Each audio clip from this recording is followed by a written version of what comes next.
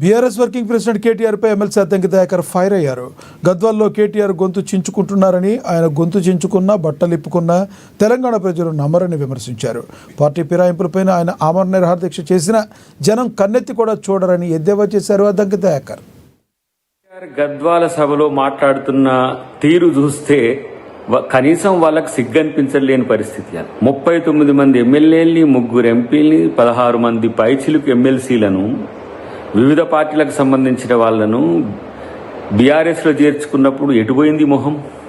మాట్లాడితే దమ్ముంటే రాజీనామా చేయించు, మగతనం ఉంటే రాజీనామా చేయించు అంటున్న కేటీఆర్, మరి ఆ రోజు మీకు మగతనం దమ్ము లేకుండానా ఇంతమందిని జాయిన్ చేసుకున్న రోజు? మేము 10 మంది వాళ్ళను ఎమ్మెల్యేలను రాజీనామా చేయించేంత వరకు ఆమరణ దీక్ష చేస్తా అంటే, ఇక ఆమరణ దీక్ష అంటే ఇక నువ్వే చేయాలి. ఎందుకంటే గతంలో కేసీఆర్ గారు ఎట్లా ఆమరణ దీక్ష చేసిందో గట్టనే ఉంటుంది ఇది కూడా. కానీ హైకోర్టుకు పోయినావు, సుప్రీంకోర్టుకు పోయినావు, సుప్రీంకోర్టు ఒక రూలింగ్ ఇచ్చింది, అది స్పీకర్ దాని మీద చర్చ చేస్తున్నాడు. అయినా కూడా ఈ రెచ్చగొట్టే ధోరణి ఎందుకు అని అంటే, ఇవాళ మీ అస్తిత్వం పోతుంది కాబట్టి. తెలంగాణలో కనుమరుగవుతున్న బీఆర్ఎస్ పార్టీకి నేను నాయకుడిని అనుకుంటే అది నీ భ్రమ. కానీ ఇలా తెలంగాణలో మీ పార్టీ పరిస్థితి ఎంత ఘోరంగా ఉందో కనీసం తెలుసుకో. మాట్లాడితే ఈరోజు మీ మాటలన్నీ కూడా తెలంగాణ ప్రజలను